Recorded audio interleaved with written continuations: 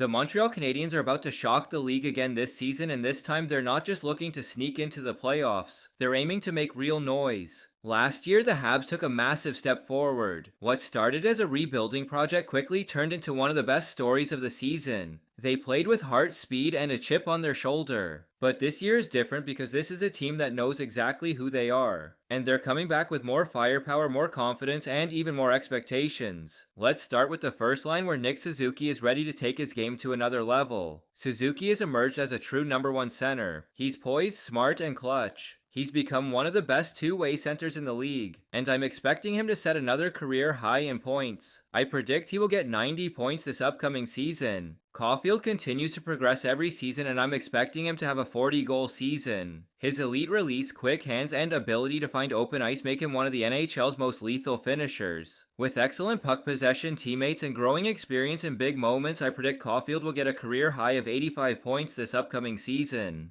Slavkovsky is entering a pivotal year in his NHL journey. Every season he's gotten better. He's becoming more comfortable, more confident, and more willing to use his size and strength to his advantage. He's shown flashes of brilliance, long stretches where he looks like a dominant power forward in the making. But now it's about finding consistency. If he wants to become the player Montreal believes he can be, he needs to be noticeable every night. Dobson instantly upgrades the Habs blue line with his rare combination of size, speed, and elite puck moving ability. He could skate the puck out of the zone with poise and efficiency, an area where the Canadiens struggled last season. And offensively, I wouldn't be surprised if Dobson gets 60 points in his first season with the Habs. If the Canadiens are going to take the next step, it will be crucial that their second line produces offensively consistently, and I believe that they have the talent to do that. Patrick Laine isn't just good, he's a generational shooter, and it's time people start putting respect back on his name. When he's healthy and engaged, he's still one of the most dangerous shooters in the NHL. His wrist shot, slap shot, and one-timer are all world-class. Very few players have his natural scoring instincts. One of the most overlooked aspects of his game is his power play dominance. Even though he missed games because of his injury, he still finished with the fourth most power play goals in the league. His ability to find open ice, set up for a lethal one-timer, and beat goalies clean from distance is something every NHL team dreams of having. If Demidov is on his line, don't be surprised if Laine gets 40 goals this upcoming season. All Habs fans should be pumped up to see what this duo could do. In every practice this summer, I've seen him working on some incredible moves that many players can't pull off this effortless. Demidov makes it look so easy, but it only looks easy because of the combination of how talented he is, and the hard work that he's been putting in all summer. This level of commitment should get Habs fans very excited for the season. I think his work ethic is going to elevate everyone around him as well. Kirby Dach needs to have the best season of his career with the Montreal Canadiens. He's shown flashes of being a true top 6 center in the league, with the size, skill, and hockey IQ to dominate matchups. But so far, injuries have consistently robbed him of the momentum he needs to reach that next level. Last season, before suffering another devastating injury, Dach looked like he was ready to take a major step forward. To establish himself as the Habs second line center, he needs to be consistent for a full season. After Lane Hutson's Calder-winning rookie season, I think he's going to have the confidence and experience to have an incredible second NHL season. His elite skating vision and offensive instincts make him a natural play driver. I predict he's going to get 70 points this season, and I wouldn't be shocked if he competes for a Norris Trophy. Having Dobson on the team will keep Hutson more fresh since they won't have to overplay him. I'm already looking forward to seeing how the Habs will set up both power play units. Because they have so many talented players, it will be tough for them to decide who will be on the first power play line. This is why I believe they should have 2 balanced power play lines and then see which line plays better. Hopefully this will be the season that the Habs will have one of the top 15 best power plays in the league. Improving their power play percentage will be crucial for the Habs if they're going to be one of the best teams in the league. I honestly think that their third D pairing of Matheson and Carrier will be the best third D pair in the NHL.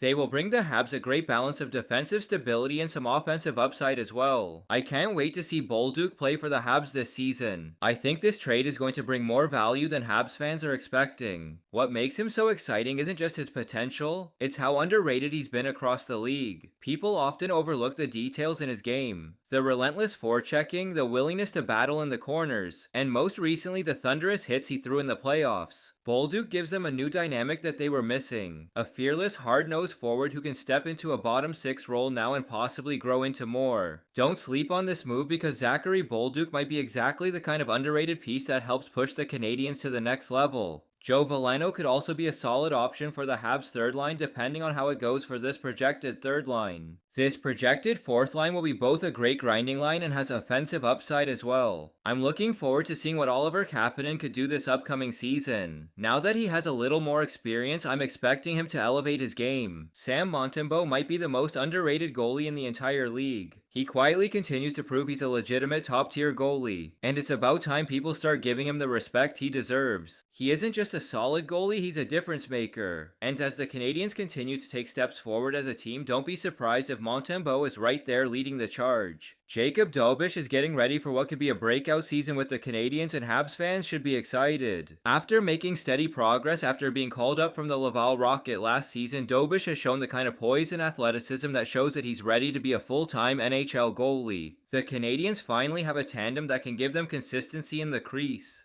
The Atlantic Division is going to be tough, but the Canadiens are now a tougher and more talented team. This is a hungry group of players who know that they're capable of being one of the top teams in the league. I predict that the Habs are going to finish second in the Atlantic Division. So if you're still sleeping on the Montreal Canadiens, it's time to wake up because this team is for real. If you enjoyed this video, subscribe to my channel.